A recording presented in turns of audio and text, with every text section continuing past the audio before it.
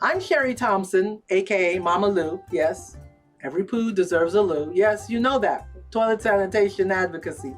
However, that's not what I'm going to be talking about with Kwamiena, who is my next guest. And we are going to be excited about his life, his story, how he advanced. This is the Black OurStory Podcast. We're giving it to you live, and we're here at Africa Global Radio. Our story, our growth, our future. Join us. We'll see you then.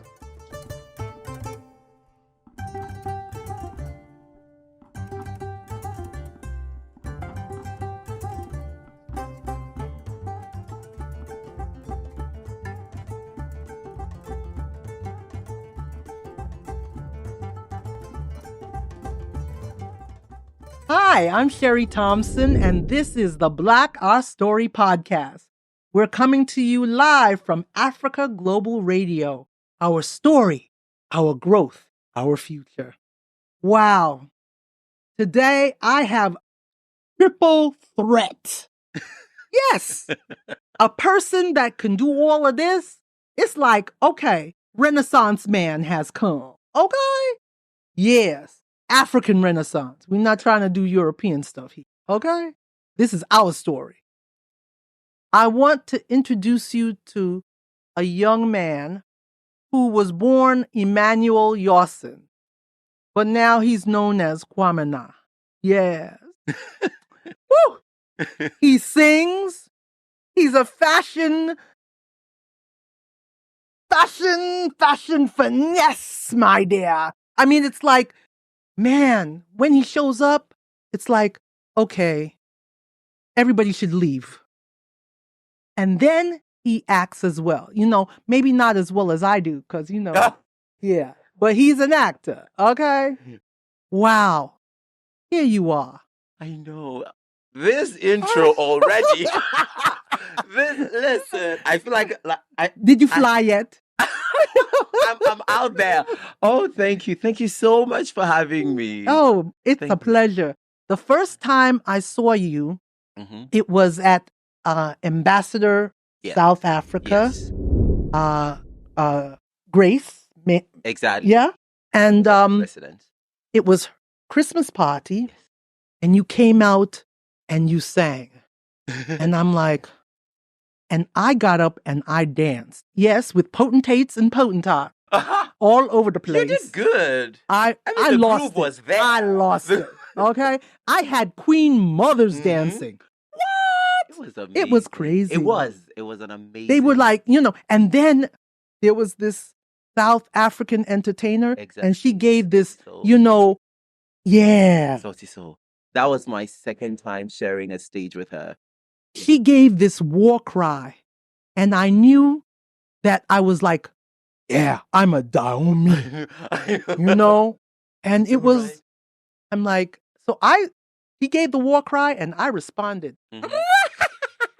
You know, I went on. Really? That was me. Are you kidding? I was literally backstage. I was like, whoa, we competed with So. For real? It was me. Oh, there you go. It was me. It's in you. It is. Yeah, but that was an amazing night. But honestly, I had met you years before that. See, that's what age will do to you. I had met you years before that. That was the first time I actually met you was in Soul Clinic International School. Uh-oh. Yes. Did you go to Soul Clinic? No, I was their music mentor and music director. So you were at one of the end of term events. Yeah, because my kids went there. Yes. Oh, So then that's how come. Yeah. So that was the first time we met. So funny enough, I had your contact as Mama Lou for a very long time. Yes. Till we met at the South African ambassador's residence. Right. And then I saw your outfit and I said, yeah. And then you said, oh, I also designed. I said, you should have led with that one. Yeah. I think it was at the cocktail side, and you just, I intentionally put that ensemble together. Just for me? Okay. Well, I tried. I tried. Well, you took the first spot. Okay. You took the first spot because you just walked up to me and you were like, no, you were like, are you a fashion designer? I was like, yes. You were like, it shows. In my head, I was like, who is this queen? But then I did the performance and I saw you on the side. Trust me, you were one of my favorite audience because then you actually gave me so much like energy. Exactly. And that's what people have don't said that to me. Like it's actually like, true. They saw me and they like decided that their performance had to go to the next level. I said, really? Yeah.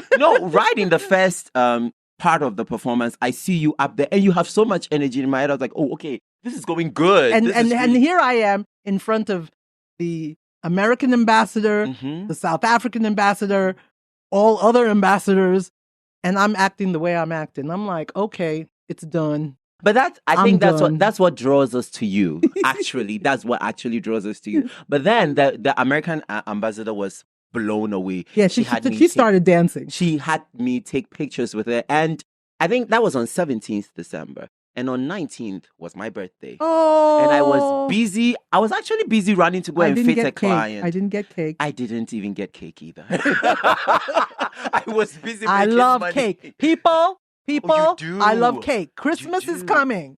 Please. Wait, my pans birthday of cake. Okay? Okay, so ice cream cake. All right. Oh. I'm going to give you my address. You will have to send it, like, no matter how small, but I prefer it big. But please do. Yeah, that's for December. But then I think that the U.S. Embassy posted my performance that night on their story, and that was one of the most amazing. Yeah, but it's our story. You know that, right? Exactly, our story. I love that. Okay. It's our story. So he played. Don't be taking our story like that. Yeah.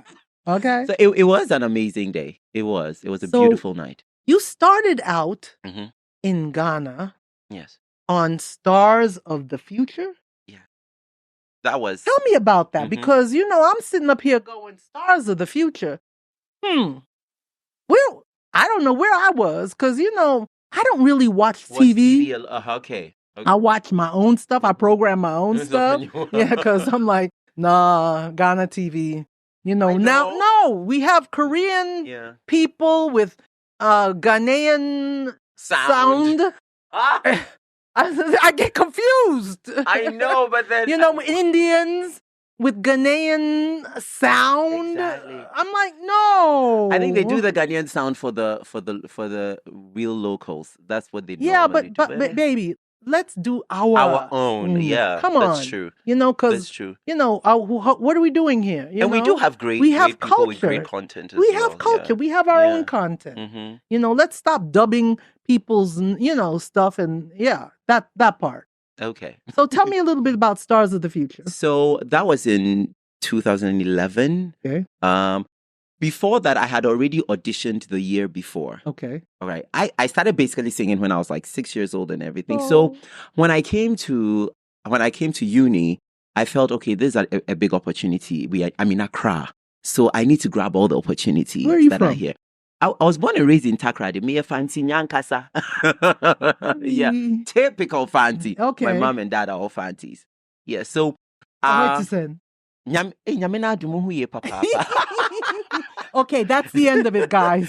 Don't send me letters in fancy, okay? But that was a good one. So in 2010, I auditioned for Stars of the Future Season 4. Okay. Made it to the top 20, but then I wasn't picked in the final 12. Yes. I would just say maybe it wasn't my time. Yeah. Then in 2011, my friends and roommates started pushing me. You need to audition again. Now, I was like, I don't want a second heartbreak. No embarrassment. Because it's on TV. Yeah. So I just went, okay, let me just do this. And my purpose for going was just, I knew I was gifted. And I just wanted to share it with people. So I got on the stage. And did I know I was going to win? Did I know I was even going to make it to the top 12? Not really, but I made it by the grace of God. And the competition started and it was rigorous, like amazing talents competing with. Did I see myself in the final four? Yes, because I knew I was putting in a lot of work. Okay. Did I see myself winning? No. Okay. So the winning actually came as a shock. Wow. It took me, I think, a week. Time. Yeah, because especially with that night, embrace that. Everything was happening at once. The confetti, everything. get you to the car. This is the car you won. And the next You won day, a car? Yeah, I did. Oh my gosh. And the next day, I was on the front page of all the newspapers, and back then it was newspapers, and bloggers were blogging and everything. And I had still we not had grasped bloggers it. then. Yeah, we now did. Now we have influencers. Well, everybody's doing something for the money. Everybody's doing something for it. So it just went, and I believe my life and my music career just changed right from there, because it just opened me up to mainstream industry, and it's been amazing since, although it was dark sometimes. Oh boy, it can be very depressing. It can be very depressing, because this is the thing. You end up becoming a product. So you're not a person anymore. No. That's one thing. People always want to get into the showbiz industry, and they are not prepped for it. I wasn't prepped for showbiz. I just wanted to sing. That was me. I wanted to sing. I wanted to share. But then the moment I won, that's when reality hits me. Branding. You don't have your life anymore. It's not yours. Management people. Exactly. I didn't managing you. I didn't even managing own food, my image eating, and everything. All of that. I didn't asking what to say, and they owned the right to what I say on any media. Yes. Hey. They owned everything. My name, my image. So I couldn't even use my image anywhere without anybody, without permission. And now came the part where you will have to make it for the parties. You are mandated to make it for the parties. I had a conversation with my manager then, and I told him, I'm not cut out for these parties. I just want to get on the stage and sing. I just want to play. And they were like, no, it's part of it. And I remember one time, the contract was with Charterhouse. And I remember one time, I went to the media executive and I told them that, you know what, I don't want to. And they weren't doing what was supposed to be done. So I remember I spoke to the media executive, and the media executive was, you know what, you would need to take them on. You will have to take them on. But when you take them on, I will come at you. So are you ready for that ride? Because then you put yourself right in front of the gun. Yeah. And I will have to defend the company and all those kind of things. So I was, okay, I'm going to be quiet and I'm going to go through the contract. And instead of it lasting for 1 year, it ended up lasting for 2 years. And after 2 years, we went back to, officially close it. And I remember they told me, oh, we know we've not done much for you and all those kind of things. So Can we sign again? And to their surprise, I said no. Wow. I said no. I literally walked away from that contract. I walked away from everything. I ended up firing my manager. I stopped. I put everything on pause for about 6 months to a year, because I needed to get back to myself and find out why I was doing this. Your identity, your purpose, exactly. All of those things that my person. Why is Kwamiena doing this? Yes. Yeah. Why am I doing this? It's important to know your purpose and to have your identity. Exactly. And if you don't have your identity, then what's it for? What's it all about? Yeah. But it's something that is going on around. And when you look on, everybody wants to be famous. But they don't know what that means. No, it comes at a huge price. Yeah. And I wouldn't say... It's like selling your soul. That is it. The greatest price is losing who you are as a person and losing your voice. Because then you don't really matter anymore. And it's a period in time. Every artist has about 10 years. If you do well, 20. So the moment you become that, so I see a lot of artists have become redundant, or they've become irrelevant. Okay. They're just releasing the songs just because they want to stay popular, but their impact is not there anymore. It's not there. 3 months into winning, and this is something I've not really shared. 3 months into winning, I hit depression, and I remember I called the runner-up, and I told her I don't want to do this anymore. Wow. I was like, I don't want to do this because it seems nobody wants to listen to the purpose to which I was given that gift. Everybody felt, oh, he has to be commercial. Let's take him somewhere. Let them write him a song. And this was it. These are industry grades. Industry grades saying, write him a song. It necessarily doesn't have to make sense. It has to be catchy. For real. And I sit back. So is that what's wrong with Ghana music today? It doesn't make sense. It's catchy though. Exactly. Oh, recently I was on radio and I released a new song. And the presenter told me, Kwamiena, your music is great. Your lyrics are beautiful. We will not play it. Oh. And I was like, why are you not going to play the beautiful music? This is it. It's because Ghanaians don't really like good music. We just want something that... And I literally debunk that. It's not true. Is it so? No, it's not. It's not true. Ghanaians have ever experienced great music. Look at the era of the Osibisas, I stayed in Ghana because of Daddy Lumba. Yes, of the Daddy Lumbas, the Kojo entries, the Papa Yangsons. Oh, those were incredible I'm in music. The car and they got the tape going. Exactly. And my body's moving. And they were singing. And it was some girls are dangerous. I know. That was even the hip life era. The hip life era. It was I felt great. dangerous. But what? You felt dangerous, right? Listen, the music can make you feel dangerous. But then things changed and now we started watering down on our quality. Yeah. And the message is gone. Exactly. We don't even have any message. And that's one thing I always want to stand against. The songs that end up objectifying, especially women. Yeah. Because when you're on radio and you hear the song, it's talking about her body and you're basically limiting the woman's potential to her physical body. Yeah. Then the ladies too are singing about the fact that the guys are breaking their hearts and the guys are unfaithful. I'm like, wait, the guys are singing about your body. That's the only thing they value. Yeah. So definitely they'll be running around doing that. And we don't understand it. Music is very powerful. Very powerful. And Ghanaians... It tells our story.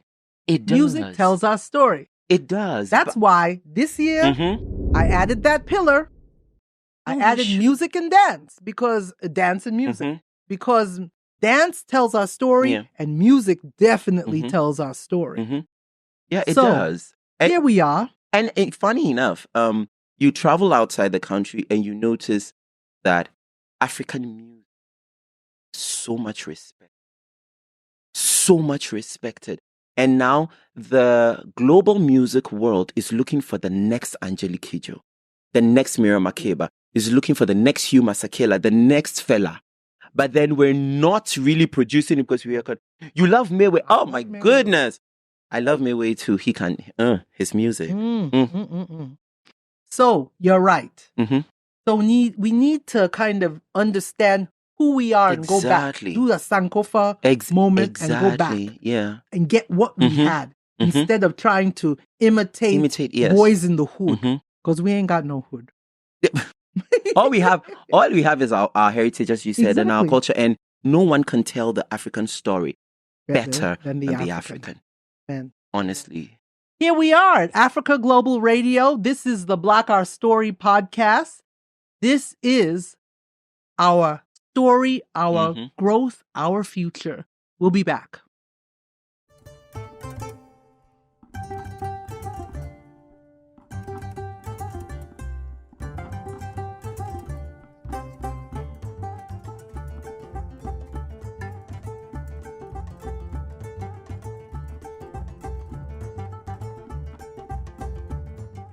You decided to go into fashion, or was fashion all the way you from the 6-year-old? Fashion was me from the 6-year-old. Okay, it was. Tell me about that. This is it. My mom is my very first fashion inspiration. My mother, yes. So my brand is named after her. I mean, she's still What's around. the brand? Amonu White, and that's my mother's name. And one, my mom is very industrious, and two, she is fashionable. She used to shop with catalogs whenever she traveled. Right. So whenever she brings the clothes, she has catalogs of what she wanted. And at the end of the day, she would ask me, the 6-year, I think I was 8 then, to put the dresses together for her. And I did, I started styling my mom when I was around You were 8. styling mom? Yes. I was styling mom. I was styling my sis. Guys, you see? It matters. It does. In the house, yes, it does. Let them do you. Let them style you. Let them be a part of your life. It does. This is what we need to do. You know, in education, it's so sad to see the school take over, the church take over. Where's mommy and daddy taking over? Yeah. Oh, your son, go and ask him, what what do I look good in? Mm-hmm.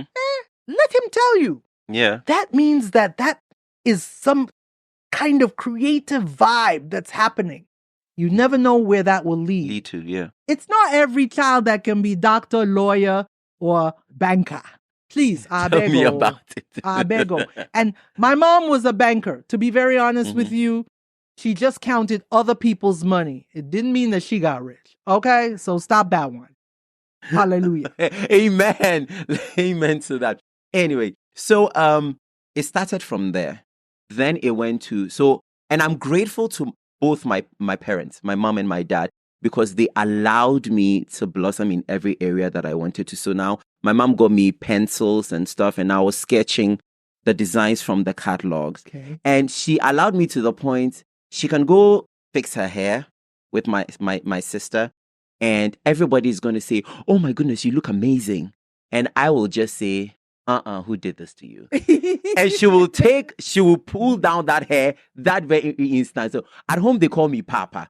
So when they ask, oh, let me speak fancy, answer the quicker you return, Papa's on your face. That is it. Like, Papa doesn't look good. You did, right? Nice. I understood it. So it went from there. Then I got to see the iconic works of designers like Kofi Ansah, Of blessed memory. Maoli Kofi Okudzeto, MK Ojit, Fashion on the Move. It was on GBC back then. It changed I loved it. It really gave me that passion for fashion. But I believe music took over first because the music started right from church and everything. So music took over. So I was actually styling people whilst I was doing music. I was collaborating with designers to make my costumes. Who's your favorite designer in Ghana? Ooh. Uh-oh. I did. Well, I would say this. Me. Me first. But there's a lot. I mean, I love Christy Brown. Yes. I love Christy Brown. I love Atutete. I love Atutete. I love Diabasewa. I do. Okay. I do love Diabasewa. I love what's this? Is it? Oh my God, the names keep. There are lots of them. Ooh, I love Jere Fashions. Yeah. I love Jere Fashions. And My Story. Yeah. I really love. I saw one piece of his some years ago on a runway, and he gave it to the model, and I was like, I want that piece. And funny enough, I still have that piece right now. Yes, and I love Bello Couture. I love literally anyone that does really beautiful contemporary pieces. I love, because our designers are doing amazing. Here's what you're going to be doing in the Black OurStory Festival. Okay. You're going to be doing some fashion because we have a fashion pillar. I'm in for it. And we're going to be hearing you perform. Oh, wow. And I'm looking forward to hearing you perform again. I like that again. I'm just like, there's sometimes I remember the first time, and you were singing with Elsie. Yeah, Elsie Duncan Williams. Yes. Elsie Duncan Williams. Yes. And she took a beautiful operatic tone. Yes. Exactly. And then you just came in with bounced it out. I know. And I'm like, dang, these people got talent. Yeah. This is it. This is our story. This is it. This is it. This is it. Why are we listening to what we are listening to? This is what we need to be listening. Well, it's because, and I'm grateful for this and what you're doing, because I believe sometimes we lose track of our story right from there. We lose track because we don't really have that conversation a lot about our identity as a people. We don't have that conversation. It's now coming up.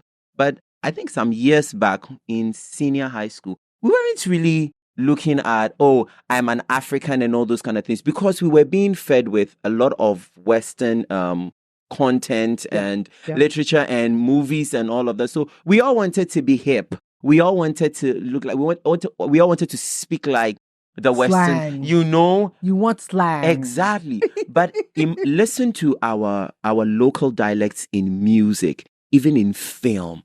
It just has this power. Exactly. It's power. And it has this liberation that it brings you when you watch it. And you can definitely stand and beat your chest and say, this this is ours. This is ours. This is our sound. And I had an exchange program in my education years. Went to Boston, Massachusetts for school. Hey, yes. Which school? Snowden International High School. And when I got there, they were asking me questions like, do you live on trees? Do you have tails? And How? my host parents were shocked I was wearing a Versace shoe. I was like, oh, do you guys have this in Ghana? How? So I just paused. I was like, wait, what you guys think goes on in Africa? No, till I looked, we had a documentary. It was Black History Month, and they showed a documentary of Africa, and that was when I knew. I was like, no, that story is wrong. That's why it's not Black History for me. It's Black Our Story Month. I was like, no, there it is. That story was wrong. You've not taken time to come and see what Africa is. I would say this with all pride. Africa has come so far in every aspect, in industry, in technology, in arts. We've come so far. And the beautiful thing is we have kept our identity through it. And now in the fashion world, they're following Ankara fabrics are now so expensive. They are the ish. So now I go back and I'm like, I need to have an Ankara jacket. I have multiples. And whenever I'm going for international stuff, I make sure they are there because and that always starts a conversation. Oh my gosh, I love your jacket. It's so ish. It's exactly, that's the ish. I mean, we're trending. Now Africa is trending. So it's either you come on board and be proud of it and be a part of it because we're taking over this time. You get lost. We are taking over. Africa Rising. We are doing it. Yes. Hey, this is the Black Our Story Podcast. We are at Africa Global Radio. Our story, our growth, our future. This is our future. Exactly. Let's embrace it.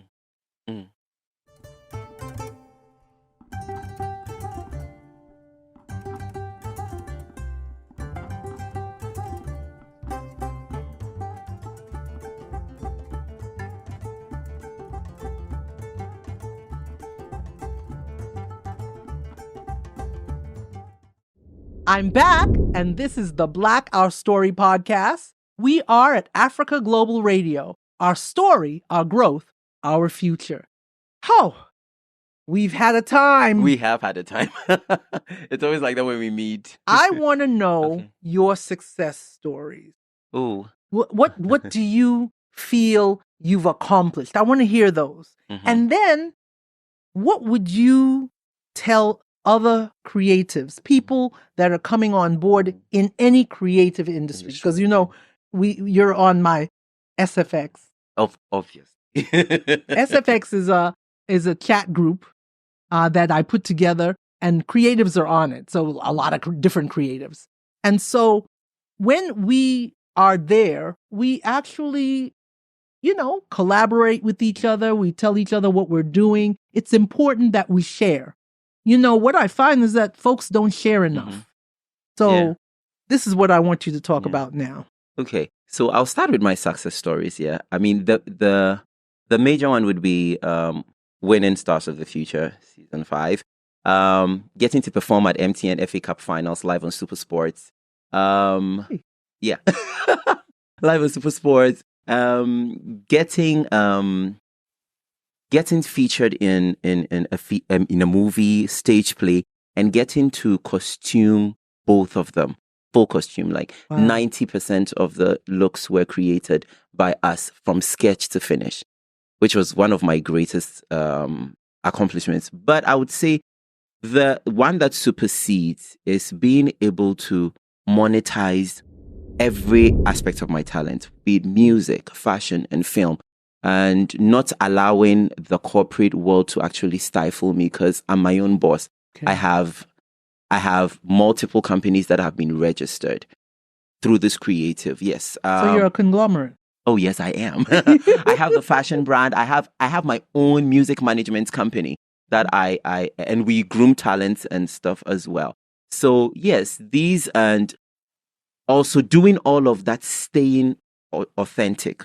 The reason why I took the name Kwamiena, because I used to be Emmanuel. in showbiz. Then I was like, okay, I need to have an identity. So Kwamiena. So I feel that would be the topmost, to have been able to do all of these and stay true to myself. You get it? As a Ghanaian. Very good. My advice to every creative is, listen, dream big. Honestly, dream big. Nothing can stop you. You're the only person that can stop you. And don't allow systems and structures to limit you. Especially to my African creative, I'm going to say this. Don't take that narrative that says that you are in Africa and nothing good would come from Africa. You are the good that is coming out of Africa. And the world really wants you. The world is dying to have you. I mean, we've had the likes of Lupita and so many names out there. Virgil Abloh of blessed memory. So many. And the other day we had Idris Elba here. In Ghana. Exactly. Cinema. Oh, I saw that. And I took a picture with him. It's huge. And it's on CNN and it's on BBC. And we have incredible Ghanaians that are heading magazines, top-notch. You are worth it, and you are that talented. Dream big, dream the world, and stay true to who you are, because Africa is gold, honestly. Africa, we as Africans, we're gold. That's the best I can say. We are the gold. Mm-hmm. Okay? Mm-hmm. Don't be doing no gallum say. We are the gold. Okay? I said it. Okay? We'll talk about that another time. Yes. Here we are. This is the Black OurStory Podcast. I'm Sherry Thompson, and we are here at Africa Global Radio. Our story, our growth, our future. I have enjoyed this time with you. Me too. Gosh, we're going to do this again. I would love to. Let's do coffee. Exactly. I was over some coffee or maybe some cocktails, something. Ooh, yeah. You do love the cocktails, right? Yeah, nice. We will do this again. But thank you so much for having me. I only have, if I'm doing a cocktail, I'm going to tell you right now, I do African liqueur, African cocktail, African. Oh. I'm kind of going in that realm. Nice. So I'm not trying to do Jägermeister for libation. I said it. Okay? Yeah, I said it. We have some amazing stuff that we can pour to our ancestors. Pour the palm wine. Pour the akpateshi. Okay? Yeah. Pour anything made by us. Yeah. Because it's ours. Let's embrace that. I'm talking to my traditional chiefs out there. Yeah, I'm coming to you. We're going to bring baskets of our stuff. Okay. Hallelujah. Amen to that. Thank you so much. Oh, that was lovely. Take care. You too. We're out. Peace out.